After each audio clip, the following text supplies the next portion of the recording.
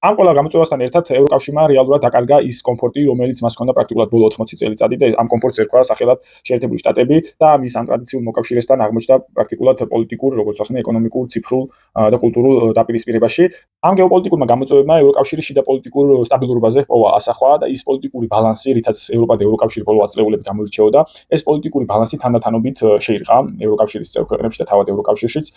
და რა იგულისხმება ამ ბალანსის შერყევაში. მეორე მსოფლიო ომის შემდგომ რეალურად ევროპაში ჩამოყალიბდა ეგრეთ წოდებული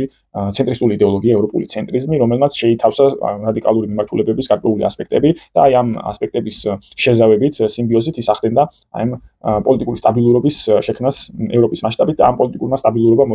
მოიტანა ის კეთილდღეობა ბოლო ათწლეულებში, რაც ევროკავშირმა შექმნა. თუმცა ამ პოლიტიკურ ცენტრიზმს, როგორც ახსენე, ბოლო პერიოდში შექმნა მრავალმხრივი გამოწვევა, მრავალპროფილური და მრავალგანზომილებიანი, რაც მე ჩამოვთვალე ეკონომიკური გამოწვევები, პოლიტიკური გამოწვევები, კულტურული გამოწვევები, მიგრაციის მიმართულებით და საგარეო პოლიტიკური გამოწვევები და ეს პოლიტიკური ცენტრიზმი თანდათან ვეღარ პასუხობდა ადეკვატურ რეაქციას და რეფლექსიას ვეღარ ახდენდა ამ გამოწვევებზე და თანდათანობით ევროპის მასშტაბით ლოკალურ დონეზე ჩნდებოდა ეს რადიკალური მიმართულებები, რომლებიც საფრთხეს უქმნიდნენ ადგილობრივ და ცენტრალურ ასე მეინსტრიმ ამ პოლიტიკურ ცენტრიზმს და ეს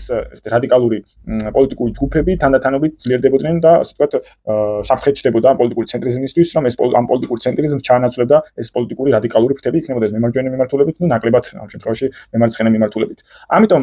პოლიტიკურმა ცენტრიზმმა ევროკავშირში, ევროპულ ქვეყნებში გადაწყვიტა პოლიტიკური რეაქცია მიეცა არა იმ გამოწვევებზე, არამედ აი ამ პოლიტიკური რადიკალიზმის წარმოქმნაზე და დაიწყო რეაქციული ნაბიჯები ამ პოლიტიკური რადიკალიზმის მიმართ და რეალურად ეს პოლიტიკური ცენტრიზმი გარდაიქმნა რადიკალურ ცენტრიზმად, ანუ რეაქციულ ცენტრიზმად. ამ პოლიტიკური ცენტრიზმის რადიკალურ ცენტრიზმად გარდაქმნას ხელი შეუწყო არა მხოლოდ შიდა ევროპულმა პოლიტიკურმა გამოწვევებმა, არამედ იმ გეოპოლიტიკურმა დაპირისპირებამ, რომელშიც ევროკავშირი აღმოჩნდა მის ტრადიციულ მოკავშირე შეერთებულ შტატებთან. გამომდინარე იქიდან, რომ აქამდე ევროპის პოლიტიკურ ცენტრიზმი ფარველობდა და მის პოლიტიკურ კომფორტს განსაზღვრავდა ამერიკული პოლიტიკური ისტაბლიშმენტი, ნეოკონსერვატიული ისტაბლიშმენტი. ეს ისტაბლიშმენტი დროებითაც ჩანაცვლა დონალდ ტრამპის მაგას პლატფორმით, რომელიც როგორც ვახსენეთ, დაპირისპირებაშია ევროპულ ისტაბლიშმენტთან. აქედან გამომდინარე ეს პოლიტიკური ცენტრიზმი, ევროპული პოლიტიკური ცენტრიზმი აღმოჩნდა დამოუკიდებელ სუბიექტად, რომელსაც დამოუკიდებლად უწევს გაუმკლავდეს აი ამ პოლიტიკურ გამოწვევებს და ამიტომაც არის რომ ის გადაიზარდა ასე ვთქვათ გარდაიქმნა რადიკალურად რეაქციულ ცენტრიზმად ეს ორი სიტყვა ერთმანეთთან გარკვეულწილად ოქსიმორონია მაგრამ შეიძლება ასეთ ახასიათდეს დღეს ბრიუსელის ისტაბლიშმენტი რომელიც ამ რეაქციული რადიკალური ცენტრიზმით ცდილობს ამ პოლიტიკური ძალაუფლებრივი სტატუს-კვოს შენარჩუნებას რომელიც მას გააჩნია და იმ ასე ვთქვათ ევროპული პერსპექტივიდან პოლიტიკური რადიკალიზმის პრევენციას რომელიც რეალურად წარმოიქმნა ევროპის პოლიტიკურ წიაღში და რომელიც შეიძლება უფრო ავთენტურია ევროპისთვის ვიდრე თანამედროვე ეს პოლიტიკური რეაქციული ცენტრიზმი რომელიც ვერ პასუხობს იმ გამოწვევებს, იმ ეკონომიკურ, კულტურულ, გეოპოლიტიკურ გამოწვევებს,